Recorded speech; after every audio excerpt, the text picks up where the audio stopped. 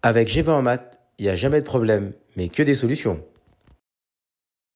À travers cette vidéo, nous allons voir ensemble comment déterminer une moyenne, une variance et un écart type d'une série statistique.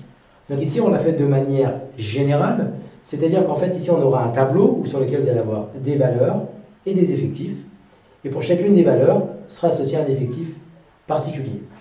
Pour déterminer la moyenne, en fait, ici, on a mis la formule par rapport au tableau.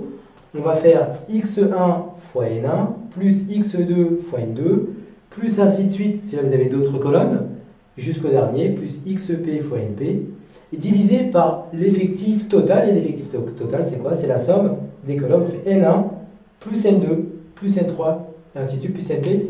La somme des valeurs des effectifs. D'accord? C'est la somme des valeurs des effectifs.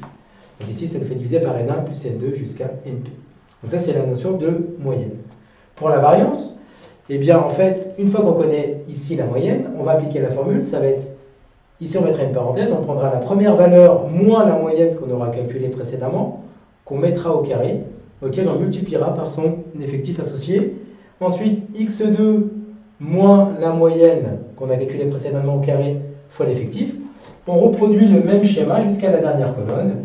xp moins la moyenne calculée précédemment au carré fois np, divisé par l'effectif total. Et l'effectif total, ce sont la valeur ici.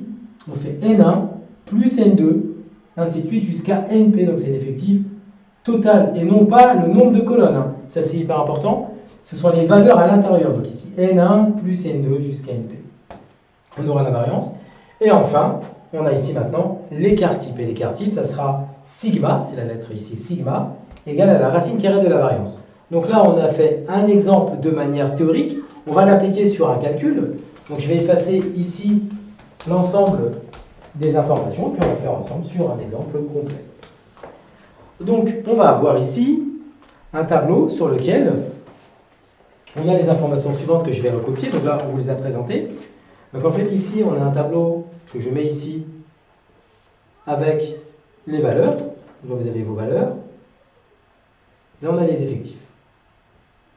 Donc ici, on a fait un petit tableau pour que ça soit simple en termes de calcul.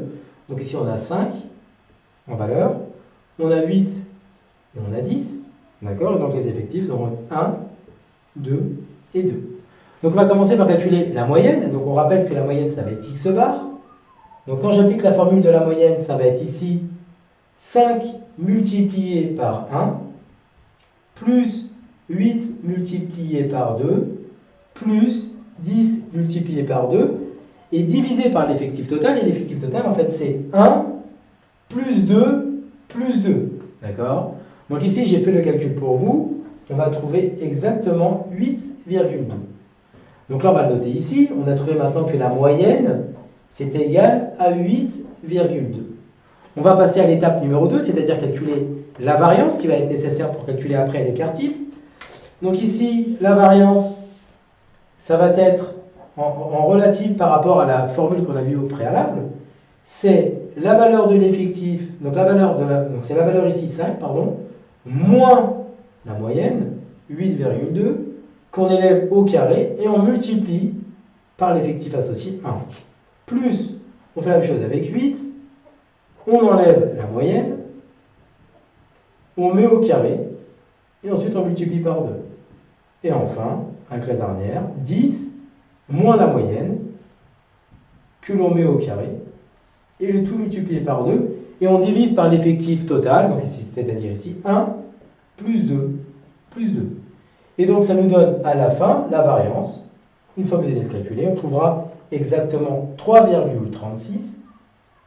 Et enfin, pour déterminer la variance, une fois qu'on a la variance, pardon, et enfin pour déterminer l'écart type, eh bien ça va être sigma, qui sera égal ici à la racine carrée de la variance, c'est-à-dire ici à la racine carrée de 3,36, et approximativement, quand on fait un arrondi à 10 moins de près, 1,83.